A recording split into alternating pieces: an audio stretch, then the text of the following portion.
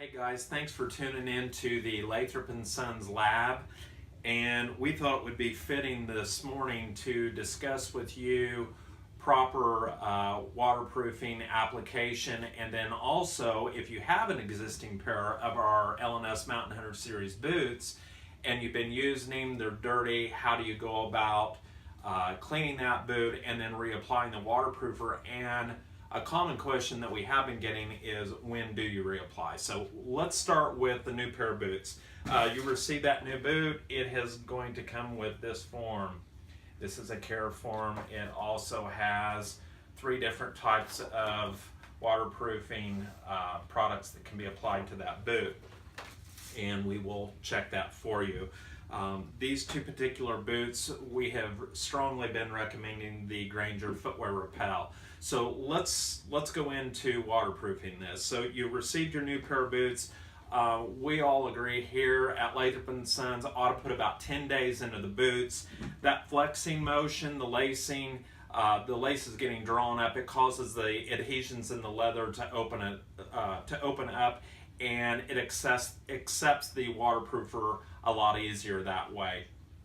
And the way to approach that is to moisten that leather, just get it damp, and then you'll shake up your Footwear Repel and you spritz this entire boot. You don't necessarily need to take the laces out of the boot when doing that, and you will notice you'll get some residue running off onto the black rubber rand. Simply just take a paper towel, blot that dry. We'd recommend putting a piece of cardboard out in your garage. You would apply 1 coat to that. Again, you're applying it to a damp boot, not soaking wet, just damp. You're going to shoot 1 coat onto it. I wait 5-10 minutes. You'll see that that will soak in. The leather will start to darken. Shake it up, spritz it on again. 3 to 4 coats onto the boot. Let it set 24 hours. Lace those bad boys up. You're good to go. Now, one thing that I also want to touch on is this.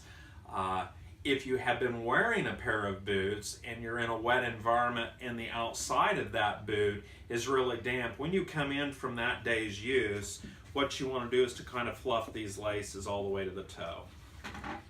You know, look at this. What that does is it releases the tension down in the toe box. If you've got a wet boot, exterior of the boot's wet, and you leave that tension on that, that boot can dry in that area, and you can lose a little bit of depth and a little bit of width in that toe box region. Sometimes that can be reversed, so always keep that in mind. Now let's switch over to the Mountain Hunter Elite. So this is obviously a new boot, but let's just, for all practical purposes, this boot's been worn 3 or 4 months. They're muddy. You go outside, rinse all the mud off of it. Take this is surgical scrub brush or a nail brush, and let's just hit that boot. Let's get the laces opened up on that boot. Let's get all that sand and grit out of the tongue region of this. It's important to pull that hardware back, get that cleaned out. Any kind of grit and sand in those areas, this hardware articulates back and forth. It just creates a surface that's abrasive, and it'll prematurely start wearing out some of the synthetic or even leather on the Mountain Hunter. So again, we're going to get all that knocked out of there. Just water. We're not getting crazy with this, not using any secret detergents on it. We're just water, getting that all done. Now at this point, you will have that already moistened. Pat it dry. Pat that boot dry. Again, same application. Coat. Wipe off any residue. Hit it again 5-10 minutes later. Do that 4 times. Again, 24 hours, that product will dry. You'll notice that this leather itself will feel really, really rich. It keeps its breathability because we're not applying a lot of heavy-duty type petroleum-based wax that plug up the pores of the leather and can also, in some instances, cause delamination of adhesive applied rands onto a boot. One other thing that I do want to touch on here, and I've seen this happen a couple different times, a couple different ways. Guys are out in the field with their boots, they're wanting to dry them out, and they'll stick that boot right up next to a camp stove trying to dry that boot out. And what you inadvertently do is that low heat that's radiating on all night softens your toe box. You take one step, you crush that down, and you're going to get pressure on the top of the toes. So camp stoves, direct heat source, bad idea.